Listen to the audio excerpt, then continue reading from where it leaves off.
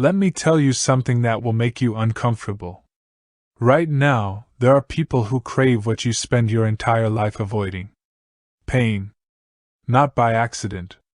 Not through mental illness. But deliberately. Consciously. With full awareness. They seek out ice baths that make their skin scream. They run marathons until their bodies beg them to stop. They pay someone to stick needles in their skin. They lift weights until their muscles tear. They eat peppers that set their mouths on fire. And here's what's strange. They're not broken. They might be the sanest people you know. But why? Why would anyone choose suffering? The answer isn't what you think. And once you understand it, you'll never see pain the same way again. We live in a world obsessed with comfort. With ease. With the elimination of discomfort. We have painkillers for headaches. Climate control for temperature. Cushioned shoes. Ergonomic chairs. Smooth music. Soft lighting. We've engineered an existence where pain is the enemy. Where suffering is failure. And yet, there's a growing movement of people running toward what everyone else runs from. Voluntarily. Enthusiastically. Almost religiously. CrossFit athletes push until they vomit. Ultramarathoners run 100 miles through deserts. Rock climbers dangle from cliffs with torn hands. Tattoo enthusiasts sit for hours under buzzing needles. Cold plungers submerge themselves in near-freezing water at dawn. And they smile. They pay for it. They come back for more. Before you assume this is masochism, let me stop you. Because that's the first myth we need to destroy. These people aren't running from life. They're not self-destructive. They're not damaged. They're searching for something most of us have lost. Something primal. Something real. Psychologists have a term for this: benign masochism. It's the enjoyment of negative sensations when you know you're safe. But that definition barely scratches the surface. Because beneath this phenomenon lies something far more profound about what it means to be human in the modern age. Let's debunk the obvious assumption. People who seek pain aren't trying to punish themselves. They're not depressed. They're not running from trauma. They're doing something much more interesting. They're reclaiming control in a world that feels increasingly out of control. Think about your daily life. How much of it do you actually choose? You sit in traffic you didn't choose. You attend meetings you didn't schedule. You scroll through content algorithms selected for you. You exist in climate-controlled boxes, eating processed food under artificial light. Your body barely knows it's alive. But pain? Pain is undeniable. Immediate. Real.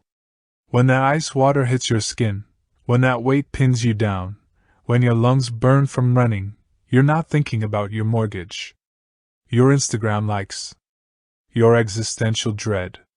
You're just here. Now. Alive. Psychologists call this embodied presence.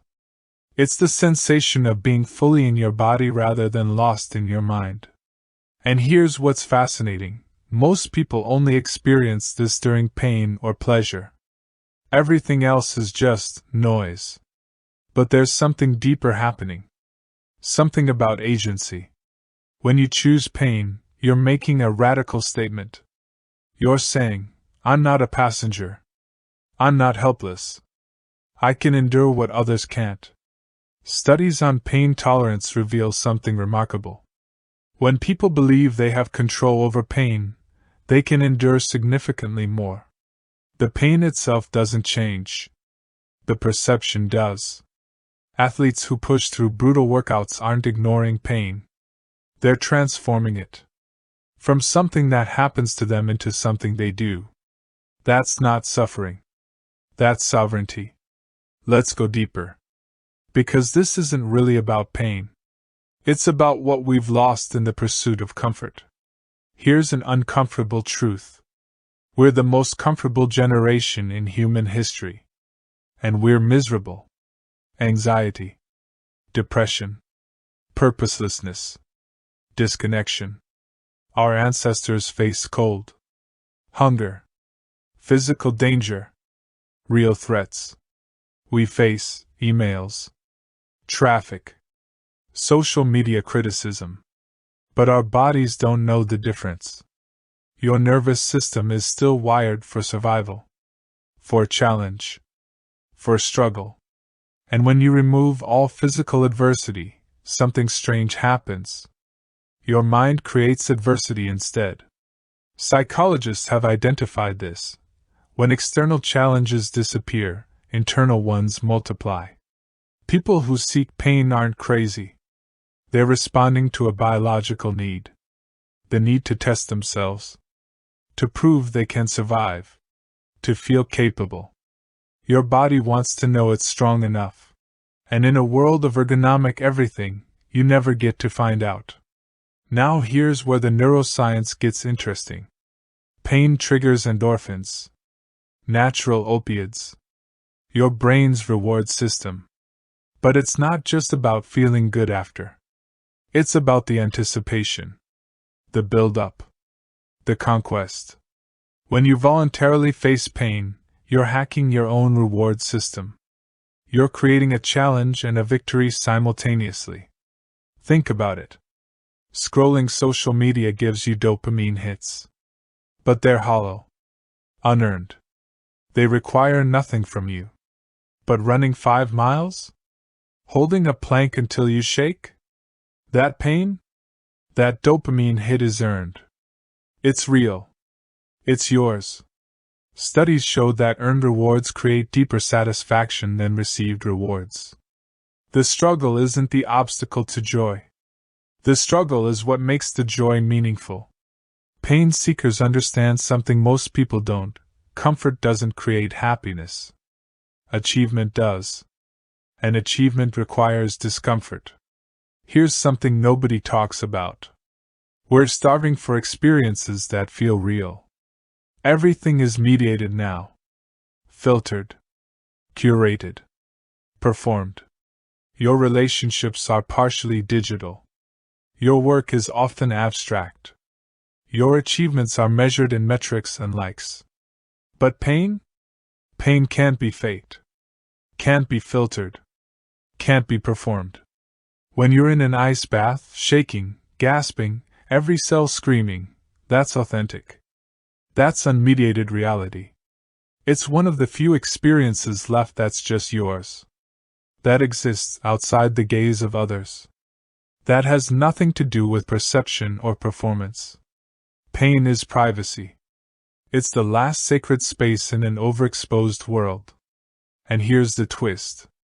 Here's the revelation that changes everything. People who regularly face voluntary pain report something unexpected. They feel freer. Not in spite of the discomfort. Because of it. When you realize you can endure pain, you realize you can endure anything. Difficult conversations. Career changes. Uncertainty. Loss. The pain isn't the point.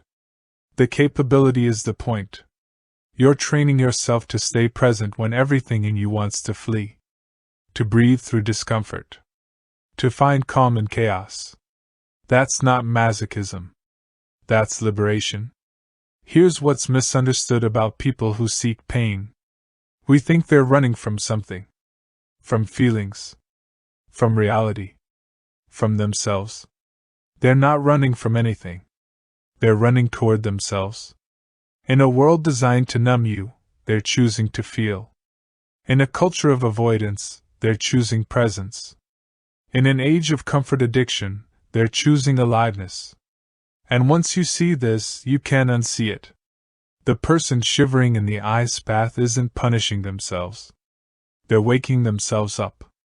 The runner with bleeding blisters isn't broken. They're proving they're not.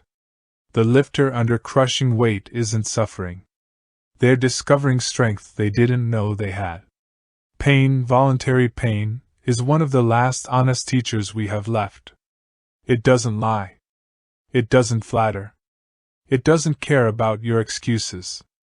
It just shows you who you are, who you can become. And maybe that's what we're all actually afraid of. Not the pain itself, but what we might discover about ourselves if we stopped running from it. Here's what I want you to sit with. Not as judgment, just as possibility. What if comfort isn't the goal? What if ease isn't the answer? What if the thing you're most afraid of facing is exactly what you need to become whole? We've built an entire civilization around the elimination of pain. And we're more fragile than ever. More anxious. More lost. People who seek pain aren't the strange ones. Maybe we are. We're the ones who've forgotten that growth only happens at the edge of comfort. That strength only emerges from resistance. You don't have to become an ultramarathoner. You don't have to take ice baths. You don't have to seek pain. But maybe you need to stop avoiding it so religiously. Because here's the deepest truth. The quiet one. You're stronger than you think you are. More capable. More resilient. But you'll never know until you test yourself. Until you face something difficult and discover you can survive it. Pain isn't the enemy. Avoidance is the enemy. Comfort isn't safety. Sometimes comfort is the cage. And the people who understand this, who voluntarily step into discomfort, aren't broken. They're awake. They've discovered that the opposite of pain isn't pleasure. The opposite of pain is numbness. And numbness? That's the real suffering. So maybe the question isn't why some people seek pain. Maybe the question is, why are the rest of us so desperate to avoid feeling anything at all? You don't need to answer that. You just need to notice it. Because awareness is the first step. And discomfort? That's the second.